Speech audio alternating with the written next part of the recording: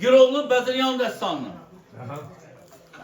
Girovlu Osmanlı'dan gelip Çapal'da alan mallarını yiğitlerine ulaştırıp verip Tenhavuz'u meyhanasının içine girip terip tösüyle oturan. 12.000 tekerli Türkmenin var, 24.000 ülkelerin var. Benim ermanım. 40 yetim yanımda olsa kamlandı. Aldığı yerimde aldım. Çapkelim çaptım. Yatsı şu olsa da. Sırdım. Ermanım kalmadı, mesbol bir şey. Hava kan. 18 Ağustos aklımdan atın ermanım kanı. Zerden düşekleri üstünde yattım ermanım. Kılıçım var yalap yalap bu meydanda ettim talep. Dost kolundan durur şarap içtim ermanım kalmadı. Vay vay.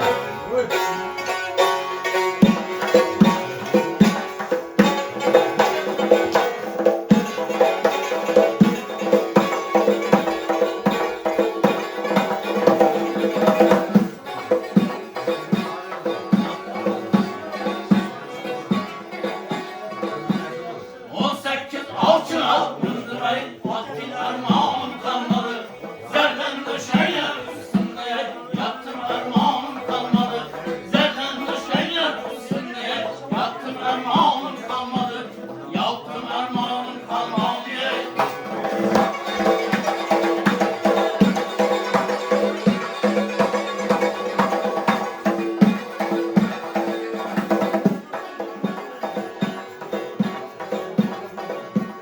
Kılıçım var yalap yalap ey, bu meydanda yetim terap. Dost kolundan durup şarap ey, işte ermanım kalmadı. Dost kolundan durup şarap ey, işte ermanım kalmadı. İşte ermanım kalmadı ey.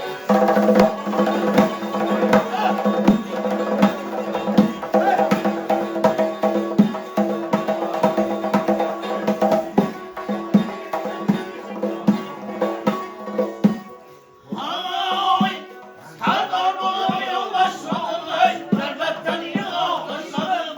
Mendillere hep almışladım ey, sürdüm ermanım kalmadı. Mendillere hep almışladım ey, sürdüm ermanım kalmadı.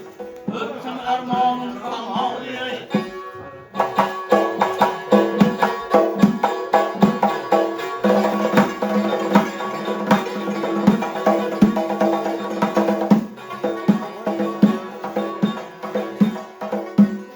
Ağaççapın meydanda yürüdüm ey, yiğitliğim ölsün ben gördüm. Tavlarını aşağıdan gördüm ey, öptüm ermanım kalmadı.